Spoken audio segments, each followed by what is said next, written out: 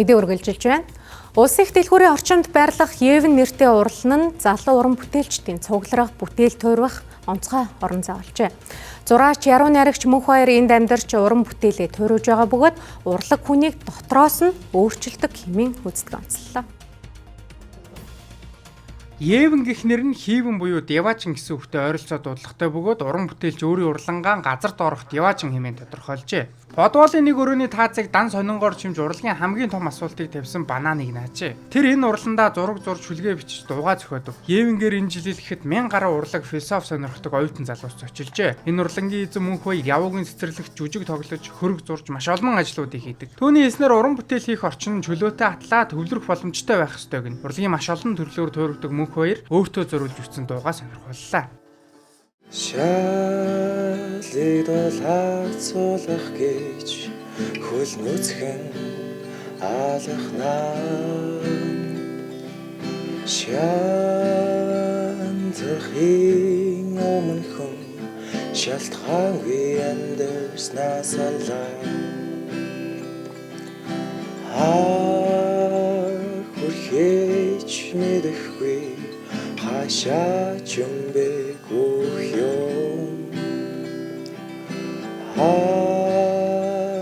ганцаараа өнгөрүүлж байгаа цаг хугацаанд л амар их баярлж байгаа да.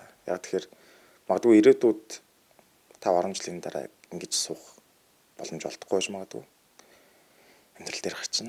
Одоо ч юм би оюутан шүү дээ. Надад бол кул санагдчих ш бодвол амьдрал тий.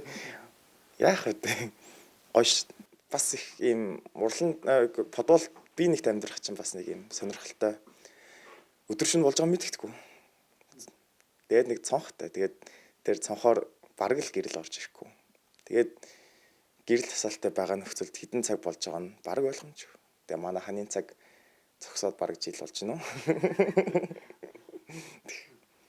Тэгэхээр нэг юм ертөнцөөс шууд гаднах ертөнцөөс шууд таслаад авчдаг. Түүний хувьд уран зураг Яруу найраг нь бодит байдлыг өөрийн мэдрэмжээр илэрхийлэх хэлбэр бөгөөд урсгал чиглэлээс илүү үзэл санаа чухал гэж үздэг байна. Тэрээр уран бүтээлээрээ дамжуулан хүнийг илүү зөөлөн мэдрэмжтэй болгохыг зорддог байна. Мөн ирээдүйд хүмүүсийг ганцаардлыг мэдрүүлэх уран бүтээлийн орон зай бий болгохыг хүсдэг илэрхийллээ. Бидний дотор юм нэг маш их тийм хүсэл байдаг. Тэр нь нэг юм миний хувьд бол тэр маш гоё зүйл л дээ.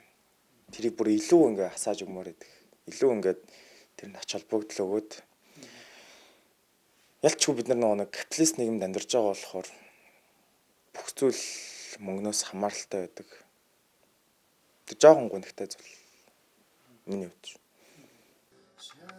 Дуу зохиож, шүлэг бичиж, жүжиг тоглож, зураг зурж, ур чадвараа хөгжүүлэх гэж эрмэлзэх мөнх баяр сурах цагтаа бүхнийг мартаа төвлөрөөд нэг үзээрэй хэмээн зөвлөсөн юм а. Түүнчлэн орчин үеийн урлаг тийм л оюун ухааны нөлөө нэмэгдэж уйч жинхэнэ уран бүтээл нь хүний мэдрэмж, алдаа, туршлага дээр суурилдаг тул орлох боломжгүй гэдгийг ч онцолсон юм а.